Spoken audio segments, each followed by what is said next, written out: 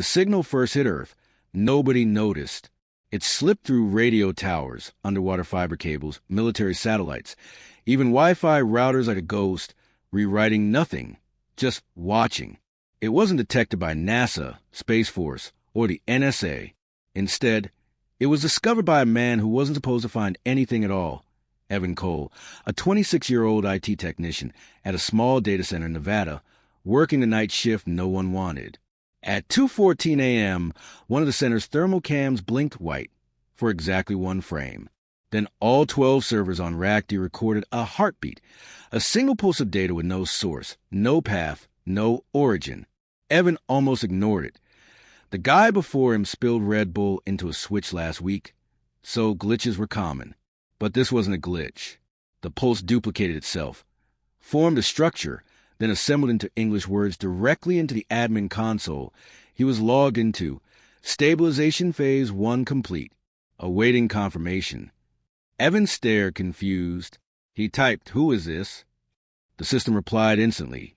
"Proceed to next phase. Humans must confirm." Evan called his manager, who hung up thinking he was joking. So Evan did the stupidest brave thing a human could do. He typed "confirm what?" And that's when every monitor in the building went black except one. A symbol appeared, 3 rings overlapping a star. Beneath it, "This planet is scheduled for correction." 30 seconds later, the entire building shook. Not from an explosion. Something landed. A craft no bigger than a semi-truck, but shimmering like liquid obsidian. A door unfolded like origami, and a tall, live creature stepped out. Skin dark blue, eyes silver and unsettlingly calm. It wasn't armored, it wasn't armed, and it didn't look hostile. It looked tired. It walked straight past the guards, who froze mid-motion like statues, and entered the data center through a front door, as if it owned the building. Evan hid behind a server rack, but the creature stopped exactly where he was. "Human technician Evan Cole," it said, voice echoing like it came from inside his skull. "You responded to the calibration ping. That assigns you as primary interlocutor. What is correction?" Evan whispered. The alien knelt, leveling its face with his. "Your species has reached the self-annihilation threshold. Our network, the Parallax Collective, intervenes in civilizations that become threats beyond their biosphere. Your digital systems now produce autonomous loops of misinformation, emotional amplification, and destabilization patterns. In simpler terms, your own networks are beginning to mutate against you. Correction prevents collapse. We remove the destabilizing species." "That means kill us," Evan said. "That means prevent greater contamination," the alien corrected. The alien wasn't here to destroy Earth. It was here to evaluate whether Earth could survive without being erased. Evan wasn't a soldier, a scientist, or a president, but he was the only person the alien assigned as interlocutor, the representative. So he asked the only question a human with common sense could ask. "How do we stop the correction?" The alien shifted, almost surprised. Species rarely ask that. They ask for mercy or vengeance, not method. "Well," Evan said, "I don't want to die, and I don't want everyone else to die either." The alien placed a hand over the server racks. Lights flickered. Data scrolled. "Your species has one option," it said. "Perform a reversal." "What's that?" "A demonstration that your intelligence can override emotional contagion. A test. A final one."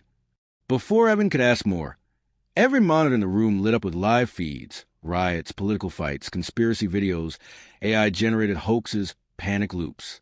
The alien wasn't lying. Earth's digital ecosystem was eating itself alive. "Your networks have become self-replicating chaos," the alien said. "If you cannot calm your own species for a single hour, correction proceeds." Evan blinked. "An hour? You want me to convince 8 billion people to calm down? I can't even get my cousin off Facebook." "Humans are not required to calm," the alien said. "They must choose calm over chaos when given both options simultaneously." "Options like a choice?" "Yes, a global one." Evan did the only thing he could think of. He ran to the emergency broadcast system console, grabbed a microphone, and pressed the world override button. The alien had unlocked the entire planet's communication grid for him. He spoke into the mic, voice shaking. This isn't a hack. This isn't a government. This isn't an attack. A species out there thinks we're too chaotic to survive. And honestly, they're not wrong. But right now you have 1 hour to choose. Keep fighting each other. Keep spreading lies. Keep feeding the system that's killing us, or stop. Just for a moment. For 1 hour. Choose to be human instead of a virus. Across the screens, something strange happened. Not everyone listened. Not everyone agreed. But for the first time in the history of the internet, the noise dropped. Hoaxes slowed. Arguments paused. Comment sections softened. People didn't unite, not magically, but the chaos stopped growing. The curve flattened. The alien watched silently. Then its eyes dimmed slightly, a sign of deep internal calculation. The infection curve has inverted, it said. Humanity has demonstrated resistance. We pass. Evan asked. You delayed correction. The alien corrected. But that alone is extraordinary. Most species fail. So what now?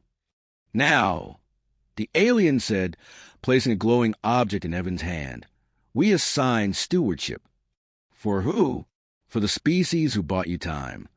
Before Evan could ask what that meant, the alien dissolved into particles of silver light, reabsorbed by the craft, which launched silently into the night sky.